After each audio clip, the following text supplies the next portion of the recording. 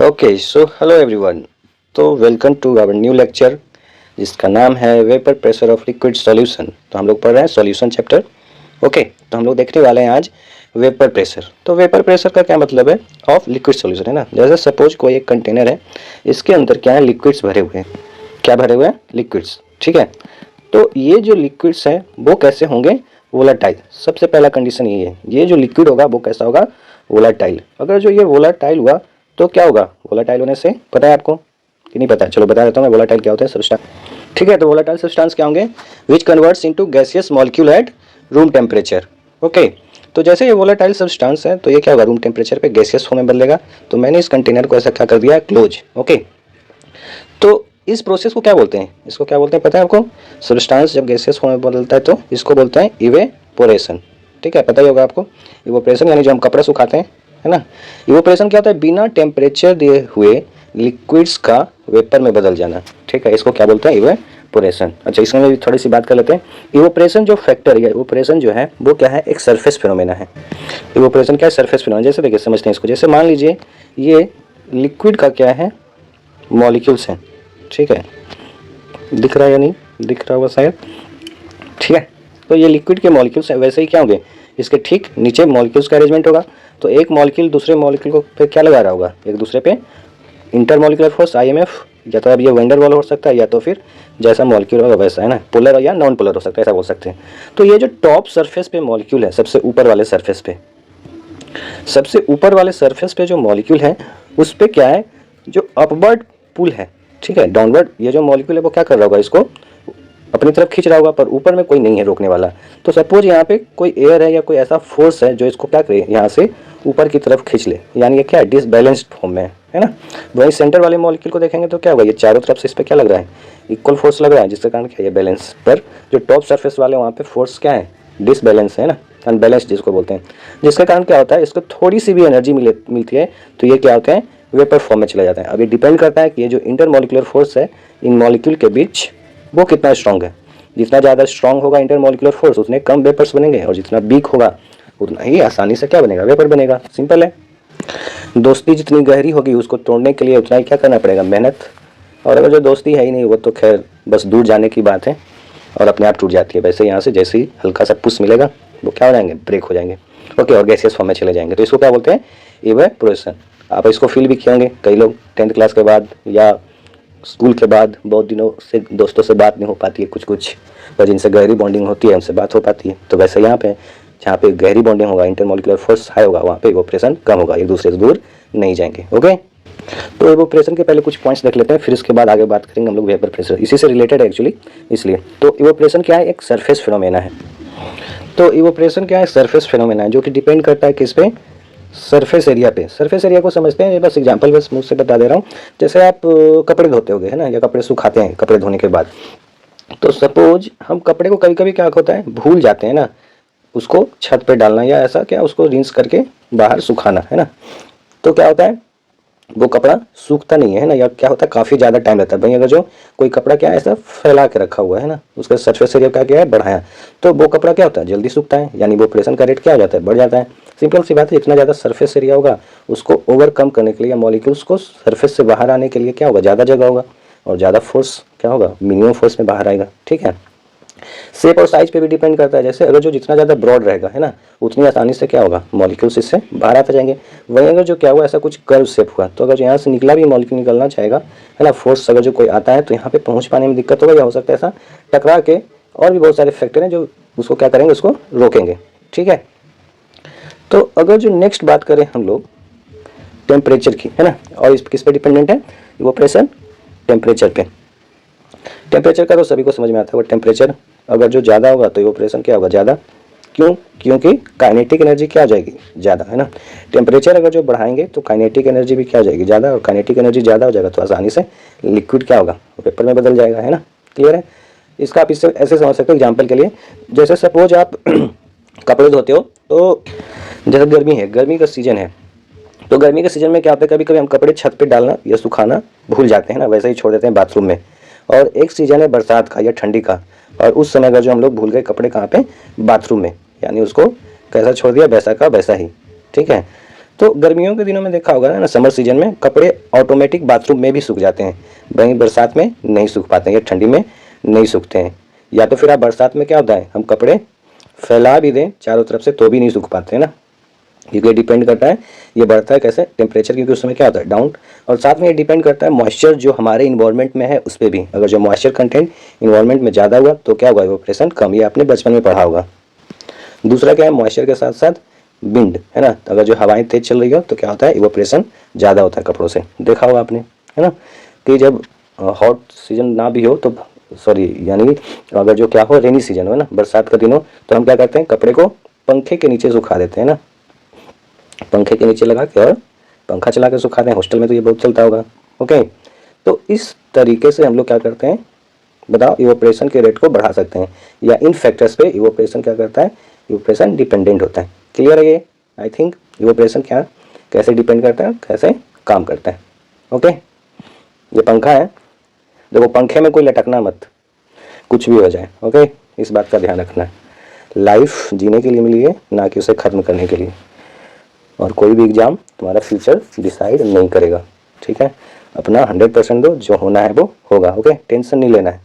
Clear है? बने हैं वो क्या होंगे, सामने वाले दीवार से, यानी यहाँ पे देखो इस वाले फिगर में क्या होंगे, टकराएंगे। और हमें पता है जो गैसेस मॉलिक्यूल हैं उनके रैंडम मूवमेंट, है ना, दीवार से टकराने से ही क्या जनरेट होता है, प्रेशर। ओके, तो अभी इसको वेपर प्रेशर नहीं बोलते हैं, ठीक है। तो हमें क्या रहना है, हमेशा कूल, ठीक है। तो नेक्स्ट हम लोग देखने वाले हैं क्या, कंडेंसेशन। अब क्या होता है कंडेंसेशन, पता ही होगा आपको, बस मैं यहाँ पे थोड़ा सा बता दे रहा हूँ कंडेंसेशन के बारे में। क्या होता है, वेपर्स जब क्या होते हैं वापस से लिक्विड फॉर्म में आते हैं तो उसी को हम लोग क्या बोलते हैं, कंडेंसेशन, है ना। वेपर्स का किस में कन्वर्ट होना, लिक्विड में कन्वर्ट होना। ओके, इसी को क्या बोलते हैं, लिक्विड। तो अब देखो जब ये वेपर्स बने होंगे तो क्या होंगे, आपस में टकराएंगे और साथ में क्या होंगे, दीवार में टकराएंगे। अब दीवार में जब ये टकराएंगे ना वॉल्स ऑफ कंटेनर में, तो ये क्या करेंगे, अपना काइनेटिक एनर्जी या एनर्जी को क्या करेंगे, लॉस, है ना। इनकी काइनेटिक एनर्जी क्या हो जाएगी, लॉस। जब ये वेपर्स बने होंगे तो इनकी काइनेटिक एनर्जी क्या होगी, बड़ी होगी, है ना। और ये जब क्या हो रहा है बताओ, कंडेंसेशन हो रहा है इनका, तो इनकी काइनेटिक एनर्जी क्या होगी, घटेगी। जैसे जैसे दीवार में टकराएंगे वैसे वैसे क्या होगा, ये वापस से लिक्विड फॉर्म में आना चालू हो जाएंगे ना। क्लियर है, समझ में आ रहा है ये सभी को? तो अब क्या होगा, ध्यान से सुनो। मॉलिक्यूल्स के जो हैं गैस पार्टिकल वो दीवार से टकराए और गैस में बने, और साथ में क्या हो रहा है, इवोपरेशन भी हो रहा है। ठीक है, तो ये पॉइंट क्लियर हो गया होगा आपको, ध्यान रखिएगा। ये तभी पॉसिबल हो पाएगा जब लिक्विड क्या हो, वोलाटाइल, थोड़ा कम हो, कोई थोड़ा ज़्यादा होगा, लेकिन क्या होना ज़रूरी है, वोलाटाइल, ठीक है। अगर जो वोलाटाइल है नहीं है तो उसके वेपर्स ऑटोमेटिक खुद से नहीं बनेंगे, ठीक है। उन्हें हमें क्या करना पड़ेगा, हीट, तब जाके उनके क्या बनेंगे, वेपर्स। क्लियर है? तो अगर उनके वेपर बन बन रहे हैं तो साथ में क्या होगा, उनका कंडेंसेशन भी होगा, इवोपरेशन हो रहा है तो कंडेंसेशन भी होगा। तो अब देखो एक ऐसा टाइम आएगा, जैसे किसी लिक्विड को आपने बर्तन में रखा क्लोज कंटेनर में, तो क्या आएगा, एक ऐसा टाइम आएगा जहाँ पे क्या हो जाएगा, अब ये इक्विलिब्रियम में पहुँच जाएगा। कैसा equilibrium, at dynamic equilibrium. Starting में क्या होगा, स्टार्टिंग में होगा क्या, यहाँ पे लिखता हूँ, स्टार्टिंग में क्या होगा, रेट ऑफ इवेपोरेशन ज़्यादा होगा रेट ऑफ कंडेंसेशन से, ठीक है। फिर जैसे जैसे टाइम बढ़ेगा क्या होगा, इवोपरेशन का रेट और कंडेंसेशन का रेट बढ़ता जाएगा, क्योंकि स्टार्टिंग में क्या होंगे, गैसेस मॉलिक्यूल बहुत ही कम होंगे, और क्या होगा, तो कंडेंसेशन भी क्या होगा, कम, इवोपरेशन ज़्यादा होगा। जैसे जैसे गैसेस मॉलिक्यूल बढ़ेंगे, ये क्या होंगे, ये मॉलिक्यूल्स दीवार से ऐसे टकराएंगे और वापस से लिक्विड में कन्वर्ट होना चालू हो जाएंगे, और धीरे धीरे रेट ऑफ क्या होगा, कंडेंसेशन बढ़ता जाएगा, ठीक है। फिर एक ऐसा टाइम आएगा जहाँ पे क्या होंगे, दोनों इक्वल हो जाएंगे, और इसी को हम लोग क्या बोलते हैं, डायनेमिक इक्विलिब्रियम, शॉर्टकट में लिख रहा हूँ, जहाँ पे rate of evaporation equals to क्या हो जाता है, रेट ऑफ कंडेंसेशन, ठीक है। देखिए अगर जो आपने 11th चैप्टर में थर्मोडायनेमिक्स, आयनिक इक्विलिब्रियम, मतलब इक्विलिब्रियम, मोल कंसेप्ट वगैरह नहीं पढ़ा है तो ये सब चैप्टर्स में थोड़ी दिक्कत होगी, ठीक है। मैं कोशिश करूँगा कि सारी चीज़ों को एक्सप्लेन करूँ, पर उसको एक बार आप थोड़ा सा रिवाइज जरूर करें। ओके, तो जब ये डायनेमिक इक्विलिब्रियम पे पहुँच जाएगा तो इस टाइम पे क्या होगा, डायनेमिक इक्विलिब्रियम, जब प्रेशर जो होगा, सॉरी प्रेशर नहीं, अमाउंट ऑफ वेपर जो होगा वो क्या हो जाएगा, कॉन्स्टेंट, है ना। तो अमाउंट ऑफ वेपर अगर जो कॉन्स्टेंट हो गया तो कहाँ पे इक्विलिब्रियम पे होगा, ठीक है। देन तो एंड, तो हम लोग क्या बोलेंगे इसको, एंड द प्रेशर, ठीक है, अप्लाइड बाय, जो प्रेशर ये लगाएंगे वेपर्स इक्विलिब्रियम पे, उसी को हम लोग क्या बोलते हैं, वेपर प्रेशर, ठीक है। कहाँ पे लगाएंगे, लिक्विड के सरफेस पे, उसी को क्या बोलेंगे, वेपर प्रेशर। ठीक है। तो एट इक्विलिब्रियम पे जो वेपर प्रेशर लगाएंगे, वेपर्स प्रेशर जो लगाएंगे वेपर्स, उससे क्या बोलेंगे हम लोग, वेपर प्रेशर। तो आप अगर जो डिफाइन लिखना चाहोगे तो आप ऐसा लिखना कि when rate of condensation is equal to rate of condensation और the solution is at or solvent is at equilibrium condition, the pressure applied by the vapors at that time is known as vapor pressure। ठीक है। तो आप ऐसा भी याद रख सकते हो, देखो जो rate of condensation equal to क्या होगा, रेट ऑफ इवोपरेशन, और यहाँ पे क्या लगेगा, प्रेशर। तो ये प्रेशर कैसा होगा, वैसा ही देखो दोनों इक्वल हैं, तो अब ये दोनों बदमाश भी हो सकते हैं और दोनों सीधे भी हो सकते हैं। अगर जो दोनों सीधे बच्चे हुए तो क्या होंगे, एक दूसरे को पढ़ने के लिए या अपने लाइफ में आगे बढ़ने के लिए मोटिवेट करेंगे। ठीक है, अलग अलग तरीके से हो सकता है, पढ़ाई में कुछ अलग कर रहे हैं लोग तो उनमें मोटिवेट करेंगे उसको। ओके, तो वहीं बदमाश हुए तो फिर गुंडागर्दी के लिए मोटिवेट करेंगे एक दूसरे को, बोलेंगे आज मैंने इसको इतना मारा, कल उसको उतना मारूंगा, है ना, पीटने वाला। तो अब ये ध्यान रखना, जो वेपर प्रेशर है वो क्या है, वेपर प्रेशर डिपेंडेंट नहीं है। किस पे डिपेंडेंट नहीं है, सरफेस पे। यानी vapour pressure is not a surface phenomena. इसका मतलब क्या हुआ कि आप कैसा भी सरफेस ले लो, है ना, कैसा भी शेप ले लो, कैसा भी साइज ले लो, एंड शेप एंड साइज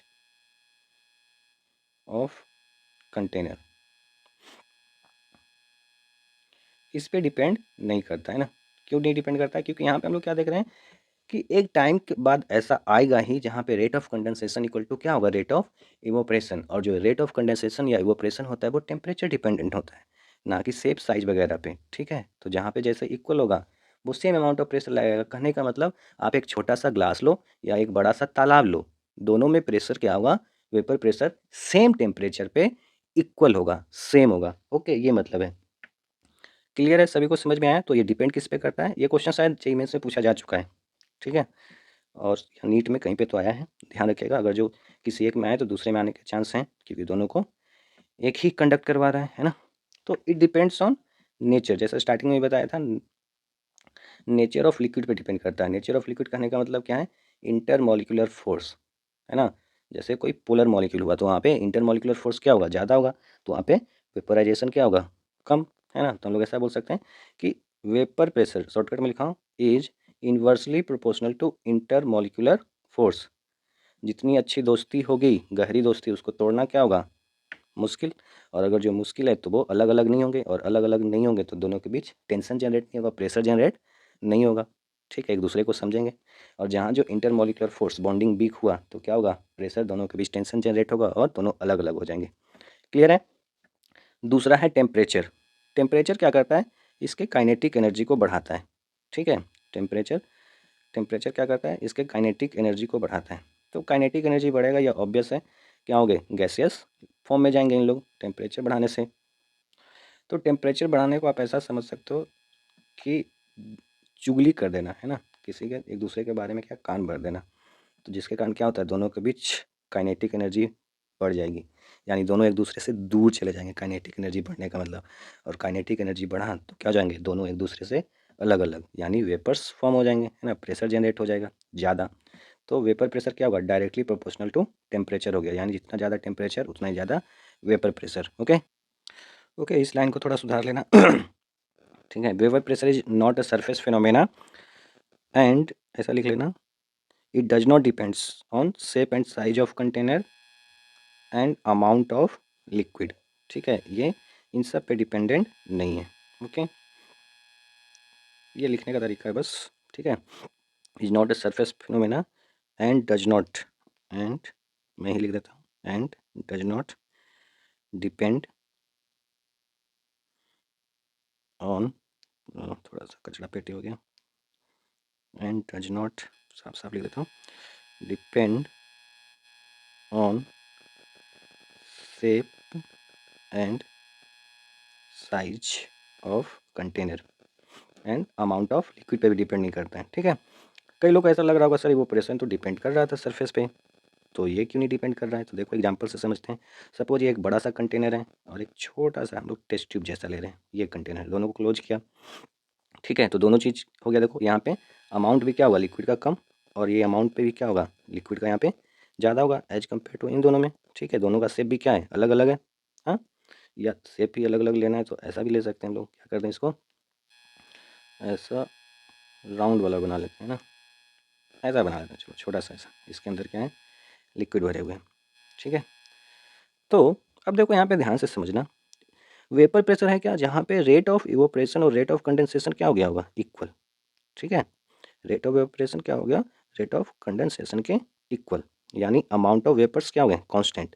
ये तो सभी को समझ में आ गया होगा, है ना, यानी अब और वेपर्स बढ़ने वाले नहीं हैं। वहीं सेम कंडीशन यहाँ पे भी बनाना होगा जहाँ पे क्या हो अमाउंट ऑफ वेपर्स कांस्टेंट हो जाए।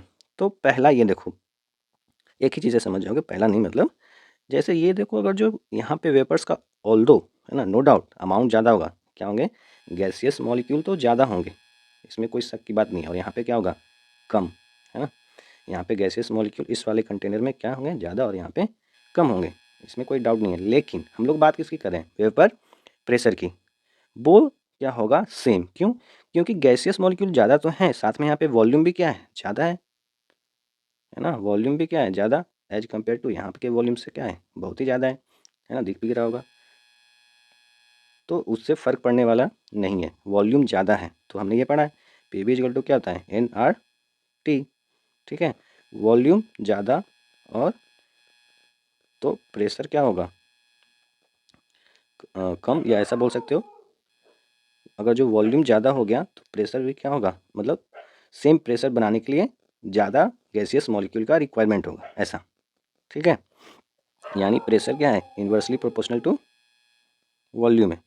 ओके, दूसरा आप इससे भी समझ सकते हो pressure is directly proportional to क्या है मोल्स, है ना, नंबर ऑफ मोल्स पे भी डिपेंडेंट करता है। तो यहाँ पे देखो मोल्स क्या है कम है, ठीक है, यहाँ पे मोल्स क्या है ज़्यादा पर वॉल्यूम भी साथ में ज़्यादा है, दो चीज़ हो गया, मोल्स भी ज़्यादा वॉल्यूम भी ज़्यादा, तो प्रेशर क्या होगा सेम ही आएगा। समझ में आ रहा है कि नहीं आ रहा है? यानी हम ऐसा बोल सकते हो अगर जो सी क्या है एक सी ओशन या मान लो, है ना, समुद्र, अटलांटिक ओशन, इंडियन ओशन, ये सभी या सारे के सारे ओशन सभी में क्या है प्योर वाटर है। ठीक है, और हमने क्या किया अपने एक छोटे से इंक्यूबेटर वाला जो आता है ना ट्यूब, उसमें वाटर लिया। ठीक है, कुछ इस टाइप का होता है। तो दोनों में अगर जो प्योर वाटर है और दोनों का टेम्परेचर क्या है सेम और दोनों के कंटेनर क्या है क्लोज, तो दोनों में जो वेपर प्रेशर होगा वो क्या होगा सेम। आई थिंक अब क्लियर हो गया होगा, क्योंकि अगर जो वॉल्यूम हम लोग बढ़ा रहे हैं ना, अमाउंट ज़्यादा बढ़ा रहे हैं तो वॉल्यूम बढ़ जा रहा है, वॉल्यूम बढ़ने से क्या होगा प्रेशर ऑटोमेटिक वहाँ पे कम हो जाएगा, भले ही क्या हो गैसियस मॉलिक्यूल ज़्यादा, पर यहाँ पे कम गैसियस मॉलिक्यूल होंगे और वॉल्यूम क्योंकि कम है तो प्रेशर क्या होगा उतना ही लगेगा जितना इस वाटर से लग रहा होगा। क्लियर है, इसका ध्यान रखेंगे। ओके, कहाँ पे लेकिन जब rate of condensation equal to क्या हो रेट ऑफ इवोपरेशन, क्योंकि यहीं पे डिफाइन ये वेपर प्रेशर। ओके, तो आई थिंक सारे पॉइंट क्लियर हो गए होंगे ये सब, है ना। देखो सरफेस पे डिपेंड नहीं कर रहा है ना, इतना बड़ा सरफेस हो या छोटा सरफेस हो, कंटेनर का शेप कैसा है उस पर भी डिपेंड नहीं कर रहा है। ये देखो एरिया कैसा है उस पर भी डिपेंड नहीं कर रहा है। यहाँ पे सरफेस हमने कैसा लिया सर गोल लिया, यहाँ पे क्या लिया सिलेंड्रिकल लिया, यहाँ पे क्या लिया क्यूबिकल लिया, इस पे भी डिपेंड नहीं कर रहा है, अमाउंट पे भी डिपेंड नहीं कर रहा है। यहाँ पे अमाउंट क्या है बहुत ही कम, यहाँ पे सी ओशन है तो अमाउंट क्या होगा बहुत ही ज़्यादा। ओके, तो नेक्स्ट है वेरिएशन विथ टेम्परेचर, जो हमने देखा है ना, टेम्परेचर के साथ वेरिएशन क्या डायरेक्टली प्रोपोर्शनल, वो तो आपको पता ही है। घर में आप लोग खाना वाना बनाते होगे तो क्या होता है पानी को अगर जो गर्म करते हो बॉयल करते हो तो जल्दी जल्दी क्या हो जाता है वेपर्स में वो उड़ जाते हैं।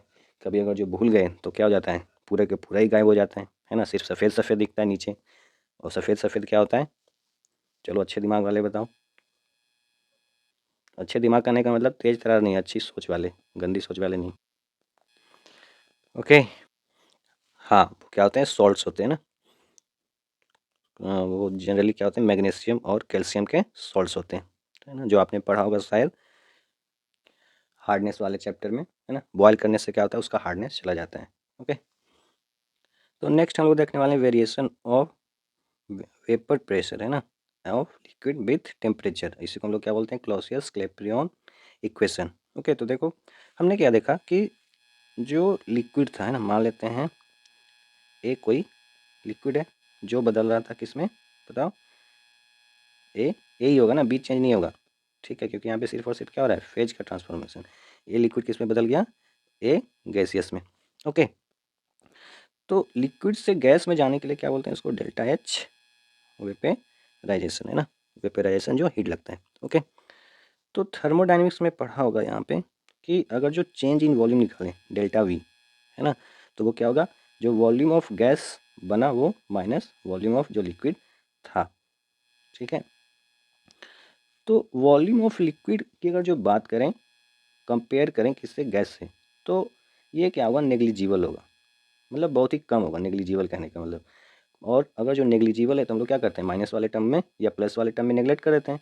यानी चेंज इन वॉल्यूम को क्या हम लोग ऐसा बोल सकते हैं, वॉल्यूम ऑफ गैस सिर्फ बोल सकते हैं, है ना। अब अगर जो हम लोग मान लें ये जो गैस है वो कैसा है, आइडियल गैस, कैसा है, आइडियल या आइडियल बिहेव कर रहा है। ठीक है, क्लियर है। हमने क्या माना है, ध्यान रखिएगा, वॉल्यूम ऑफ गैस क्या है, बहुत ही ज़्यादा है एज कंपेयर टू किसके, वॉल्यूम ऑफ लिक्विड, इसलिए हम लिख पा रहे हैं चेंज इन वॉल्यूम क्या, delta we of gas. Okay, तो अगर जो गैस आइडियल हुआ तो डेल्टा वी क्या बन गया, वॉल्यूम ऑफ गैस। और वॉल्यूम ऑफ गैस को हम लोग क्या लिख सकते हैं, N R T by P, है ना। और वहीं अगर जो क्या मान लें, 4 1 मोल, यहीं पे लिख दे रहा हूँ, 4 1 मोल हम लोग क्या लिख सकते हैं, डेल्टा वी या volume of gas equals to क्या लिख सकते हैं, आर टी बाई पी, है ना। क्लियर है इतना। तो हमने मान लिया पहले से क्या, ये आइडियल है, और डेल्टा वी ऑफ गैस क्या आ गया है, R T by P. Okay, तो थर्मोडाइनमिक्स में हमने पढ़ा है चेंज इन गिव्स फ्री एनर्जी, है ना। क्या होता है, volume into change in pressure minus of S यानी entropy into change in temperature. ये पढ़ा होगा आपने फॉर्मूला, है ना। या फिर इसको हम लोग क्या बोलते हैं, वर्क डन भी बोलते हैं, कौन सा, यूजफुल वर्क बोलते हैं। ओके, तो हमने ये भी पढ़ा है थर्मोडायनेमिक्स में कि एट इक्विलिब्रियम, क्योंकि वेपर प्रेशर कहाँ निकाल रहे हैं हम लोग, इक्विलिब्रियम पे, तो हम लोग इक्विलिब्रियम पे सारी चीज़ देखेंगे, डेल्टा जी क्या होगा, जीरो होगा। ओके, यानी हम लोग ऐसा बोल सकते हैं कि V D P equals to S D T, है ना। और जस्ट अभी हमने वी की वैल्यू कैलकुलेट की थी वॉल्यूम ऑफ गैस की, है ना, जो डेल्टा वी आया था, तो उसको याद रखेंगे। ठीक है, अब ध्यान देखिए दीजिए, यहाँ पे V D P equal to H D T आया, ये तो तब का है जब क्या हो, नॉर्मल हो। अगर जो हमें क्या पता करना होता है, हमें पता है क्या कि इंट्रॉपी को हम लोग एब्सोल्यूट कैलकुलेट नहीं करते हैं, हम लोग क्या करते हैं, चेंज इन इंट्रॉपी कैलकुलेट करते हैं। तो फॉर एनी चेंज, किसी भी चेंज के लिए, है ना, या रिएक्शन भी बोल सकते हो, फॉर एनी रिएक्शन हम लोग क्या लिखते हैं, एस को क्या लिखते हैं, delta S, change in entropy, है ना। ओके, और वॉल्यूम को क्या लिखते हैं, चेंज इन वॉल्यूम। ठीक है, मतलब V two minus V one. तो वी को हमें क्या लिखना पड़ेगा, डेल्टा वी डी पी, और एस डी टी को क्या लिखना पड़ेगा, इसको डेल्टा एस डी टी। और अभी जस्ट हमने डेल्टा वी की वैल्यू निकाली थी, वी वॉल्यूम ऑफ गैस, जो क्या आया था, क्या, R T by P, D P equals to delta S D T. ठीक है, डेल्टा एस डी टी। अब देखो हमने क्या पढ़ा है कि जो डेल्टा एस होता है एट इक्विलिब्रियम पे, वो क्या हो जाएगा, ये पढ़ा होगा ना फार्मूला आपने, कौन सा formula, delta G equals to delta H minus of T delta S. ठीक है, तो डेल्टा जी तो क्या होने वाला है, जीरो, तो डेल्टा एच इक्वल्स टू क्या हो जाएगा, टी डेल्टा एस, या डेल्टा एस इक्वल टू क्या लिख सकते हैं हम लोग, delta H upon T. Clear है, तो बस उसी वैल्यू को यूज कर रहे हैं हम लोग, यहाँ पे रखते हैं R T by P, T P equals to delta H upon T into, अच्छा ये डी टी है ना, डी टी, है ना। तो अब हम लोग क्या देखेंगे, देखो यहाँ पे दोनों साइड क्या है, टी,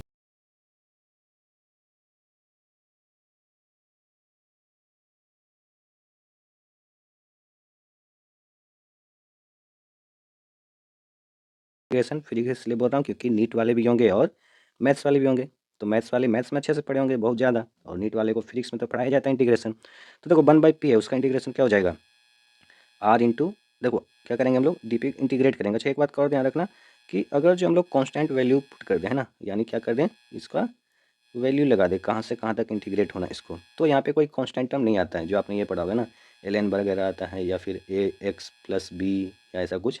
तो कांस्टेंट टर्म तब आता है जब हम लोग इंडिफिनिट करते हैं। ठीक है, जब डिफिनिट हो जाता है, फिक्स हो जाता है, तो वहाँ पे कांस्टेंट टर्म नहीं आता है। तो मैंने पी वन और पी टू लिख दिया है। तो देखो 1/p का क्या हो जाएगा इंटीग्रेशन, एल एन पी, ये आपको पता होगा, एल एन जब बनता है तो क्या होगा, P2/P1।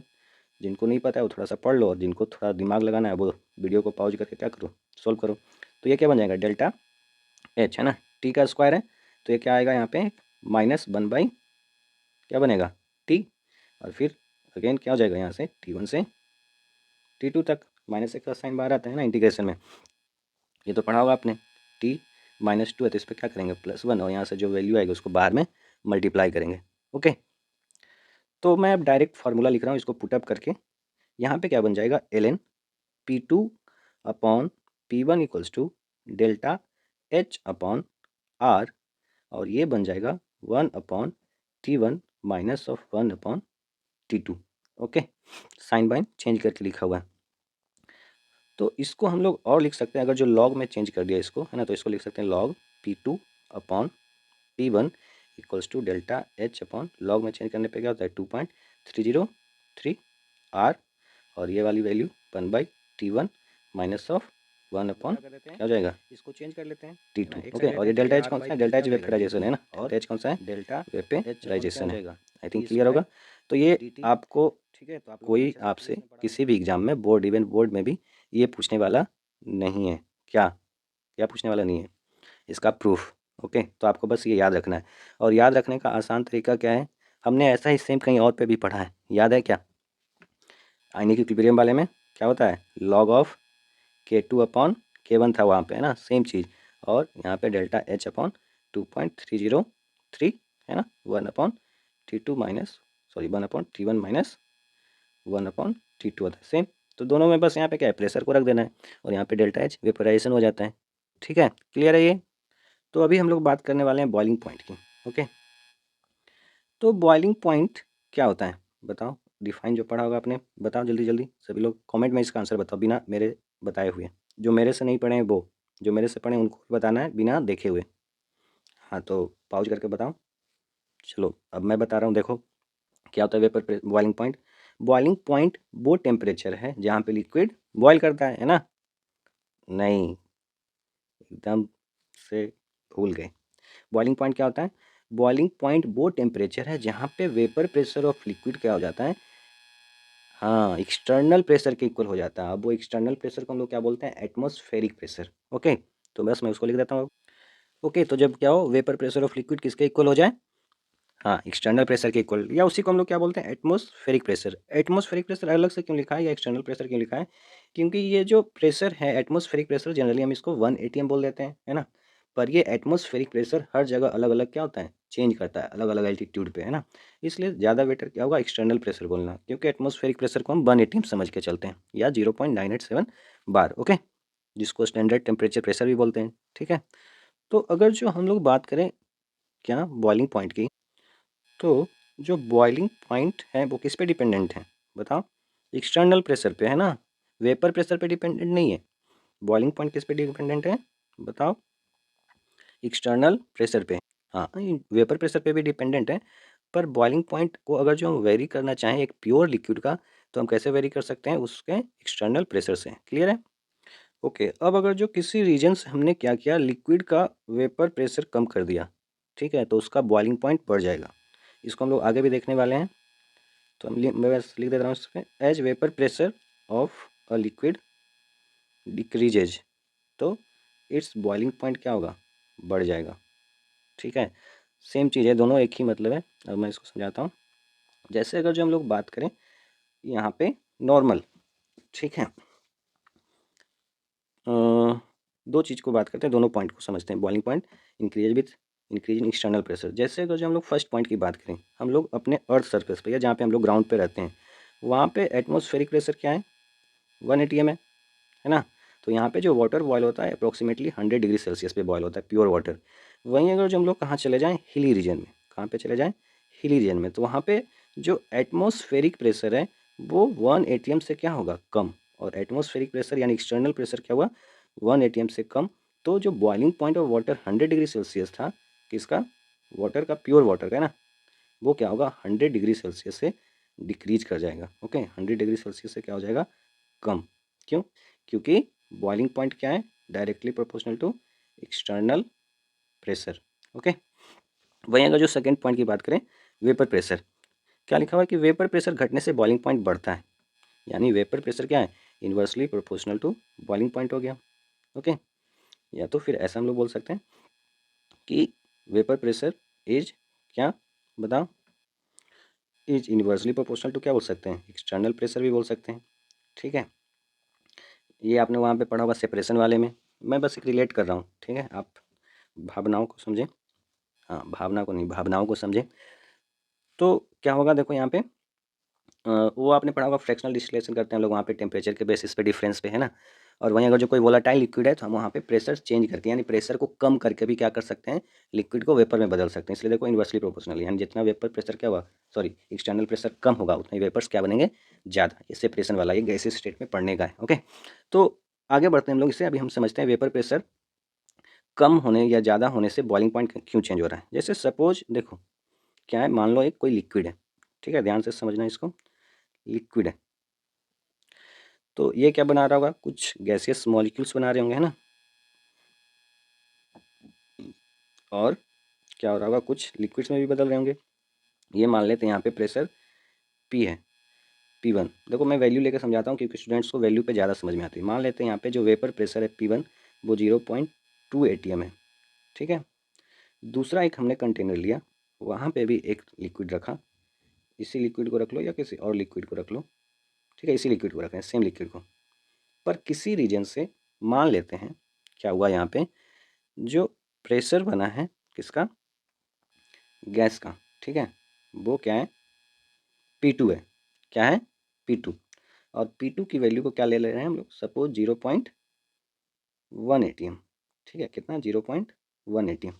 यानी हम ऐसा बोल रहे हैं P1 greater than P2, simply ये बोलना चाह रहे हैं, है ना। वैल्यू से भी समझ में आ रहा होगा। तो अब ध्यान से देखना यहाँ पे बॉइलिंग पॉइंट क्या है, हम इस पॉइंट को समझ रहे हैं। कौन से पॉइंट को, सेकंड पॉइंट को। As vapour pressure of liquid decreases its boiling point will increase. Okay, तो यहाँ पे देखो क्या होने वाला है कि इस वाले का क्या है, 0.2 atm। तो हमने बॉइलिंग पॉइंट में का क्या मतलब होगा, हम इसको क्या करेंगे, यहाँ पे हीट करना चालू करेंगे, है ना, चारों तरफ से ऐसा हीट करेंगे तो इसका टेम्परेचर बढ़ना चालू होगा, और टेम्परेचर बढ़ेगा तो वेपर्स का अमाउंट भी क्या होगा, धीरे धीरे बढ़ेगा, है ना। यहाँ से लिक्विड मॉलिक्यूल क्या होगा, काइनेटिक एनर्जी गेन करके वेपर्स में बदलने चालू हो जाएंगे। ओके, सिमिलरली यहाँ पे भी क्या होगा, अगर जो हीट करेंगे तो जो लिक्विड्स हैं वो काइनेटिक एनर्जी गेन करेंगे और वेपर्स में बदलना चालू हो जाएंगे। तो अब ध्यान से सुनो, दोनों जगह हम लोगों ने क्या किया, एक्सटर्नल प्रेशर को सेम रखा है। दोनों जगह एक्सटर्नल प्रेशर क्या है, सेम। तो दोनों जगह एक्सटर्नल प्रेशर सेम होने से क्या होगा, वेपर प्रेशर को क्या होना पड़ेगा, इस एक्सटर्नल प्रेशर के इक्वल होना पड़ेगा। तो अब 0.2 atm से सपोज हमें एक्सटर्नल प्रेशर सेम का मतलब क्या है, 1 atm रखा। ठीक है, तो 0.2 से कहाँ जाना है इसको, 1 atm, या इस डिफरेंस को थोड़ा सा बढ़ा लेते हैं तो ज़्यादा समझ में आएगा। ठीक है, 0.5 atm है और ये 0.1 atm है। तो इसको कम अमाउंट ऑफ हीट देंगे तो ही क्या होगा, ये वेपर में ज़्यादा, वेपर में सॉरी इसका वेपर प्रेशर क्या होगा, ज़्यादा बढ़ जाएगा, क्योंकि पहले से क्या है 0.5 atm। तो इसको गैसियस मॉलिक्यूल कम ही रिक्वायर होंगे कहाँ तक पहुँचने के लिए, 1 atm तक पहुँचने के लिए। वहीं अगर जो इसमें बात करें सेकंड वाले केस में, P2 वाले केस में, तो यहाँ पे वेपर प्रेशर क्या है पहले से 0.1 atm, यानी इससे कम है। तो हमें यहाँ पे जो गैसियस मॉलिक्यूल हैं उनका नंबर क्या करना पड़ेगा, बढ़ाना पड़ेगा, क्योंकि वेपर प्रेशर या प्रेशर जो जनरेट होगा वो किसके कारण होगा, गैसियस मॉलिक्यूल के कारण होगा। तो उसके लिए टेम्परेचर भी हमको क्या देना पड़ेगा, ज़्यादा देना पड़ेगा। ज़्यादा टेम्परेचर है ना, टेम्परेचर ज़्यादा, इसका मतलब बॉइलिंग पॉइंट भी क्या होगा, ज़्यादा। और यहाँ पे कम टेम्परेचर देने पे जो वेपर प्रेशर है वो किसके इक्वल हो जाएगा, एक्सटर्नल प्रेशर के कारण। यानी यहाँ पे बॉइलिंग पॉइंट क्या हो जाएगा, कम। क्लियर है, समझ में आया। इसलिए हम लोग बोल रहे हैं क्या, कि वेपर प्रेशर जो है वो क्या है, इन्वर्सली प्रोपोर्शनल टू क्या है, बॉइलिंग पॉइंट। ओके, या उल्टा, boiling point is inversely proportional to vapour pressure, याद रखना है इसको, ये काम आएगा। जितना कम वेपर प्रेशर होगा उतना ज़्यादा क्या होगा, बॉइलिंग पॉइंट। समझ में आया क्यों, क्योंकि वेपर प्रेशर कम है तो हमें ज़्यादा अमाउंट ऑफ हीट देना पड़ेगा, ज़्यादा अमाउंट ऑफ हीट यानी ज़्यादा टेम्परेचर, और ज़्यादा टेम्परेचर देंगे तभी क्या होगा, एक्सटर्नल प्रेशर के इक्वल आएगा। क्लियर है, सभी को समझ में आ गया होगा आई थिंक। तो ये लेक्चर को मैं यहीं पे एंड कर रहा हूँ। अब नेक्स्ट लेक्चर हम लोग शुरू करेंगे जहाँ पे हम लोग पढ़ेंगे, स्टार्ट करेंगे रोल्स लॉ। ओके, ये बेसिक थे, ये सभी को आने चाहिए, उसके बाद ही आगे चैप्टर्स में हम इंटर करेंगे। Okay, thank you.